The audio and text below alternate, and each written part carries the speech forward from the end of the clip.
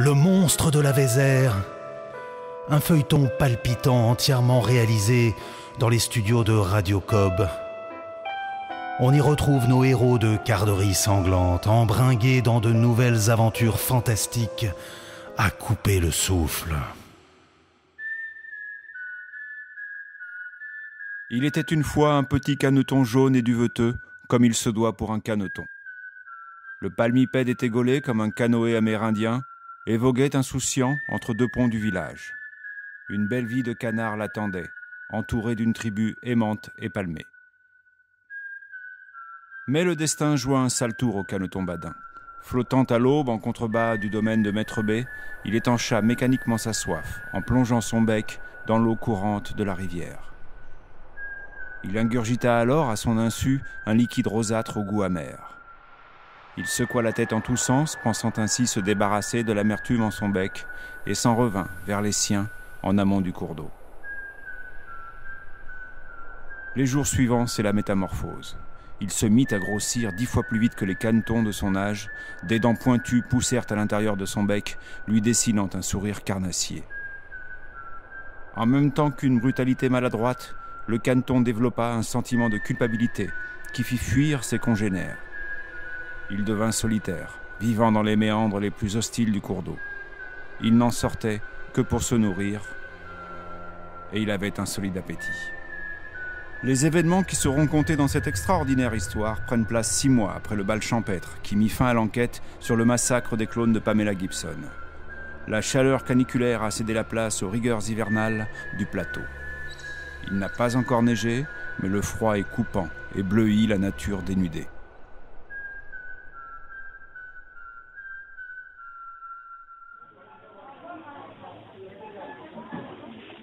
Ça parle encore de chez nous dans le journal. C'est presque tous les jours. Faut dire que les massacres sont quasi quotidiens. Y en a marre de ces journalistes et de tous ces curieux. On était plus tranquille avant.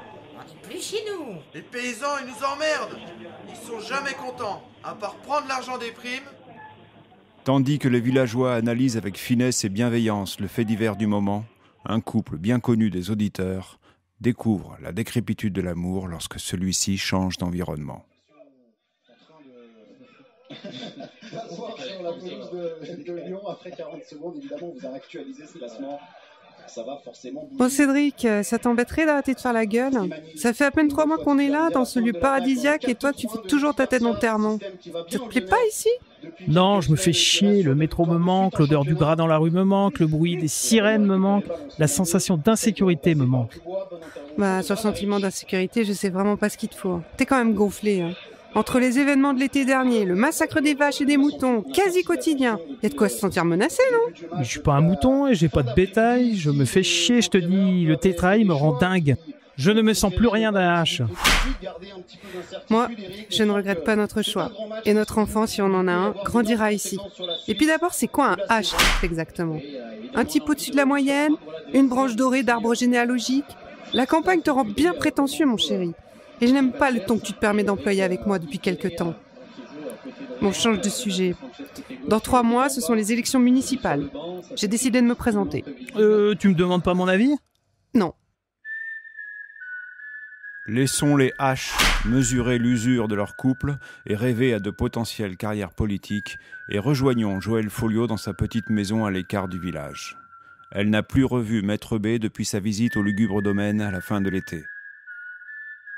Les massacres réguliers dans les cheptels des fermes du canton la préoccupent quotidiennement. Elle a passé plusieurs nuits à patrouiller dans la campagne, souvent sur son temps personnel. Pour l'heure, en ce dimanche, elle goûte le repos militaire et reçoit sa sœur, dont le mari, éleveur de vaches limousines, a jusqu'à présent été épargné par le tueur de bétail. Olivier est persuadé que le prochain coup c'est pour nous. Il n'endort pas de la nuit, il a ressorti les fusils alors que ça fait 10 ans qu'il n'a pas chassé. Oui, bah tu le raisonnes, hein. J'ai pas envie de venir arrêter mon beau-frère pour meurtre. Bah tu ferais bien de venir lui dire parce qu'il m'écoute pas. Il est persuadé que c'est un coup des islamistes, d'autres fois il pense que c'est un commando vegan qui rejoue une sorte de nuit des longs couteaux, et complètement fou, hein. Bah tu le connais, tu sais bien qu'il est juste réac avant tout. Même un gros facho, j'aurais dû t'écouter, tu me l'avais bien dit. Faut dire qu'il n'y avait pas besoin d'être médium. C'est vrai, mais à l'époque, ses beaux yeux bleus m'ont tout retourné. Maintenant, je trouve qu'il a le regard porcin. Avec ses joues rouges, on dirait qu'il se trimballe le drapeau de la France sur la figure. Bon, je passerai quand même le voir pour lui éviter de faire une connerie. Hein. Et toi, ça va? Ton chef, il est toujours gentil? Mon chef, il file le parfait amour avec la quincaillère. C'est prétentieuse? Du coup, il est un peu moins passionné par les enquêtes sur les massacres. Dans un sous-bois à la sortie du village, une jeune femme ramasse du bois sec près d'un muret couvert de mousse. Ses vêtements sont en haillons, mais pourtant, il émane d'elle une grâce indicible.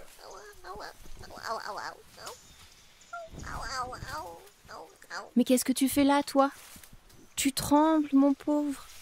N'aie pas peur, je ne te veux pas de mal. Tu es 20 fois plus gros que moi, ce serait plutôt à moi d'avoir peur.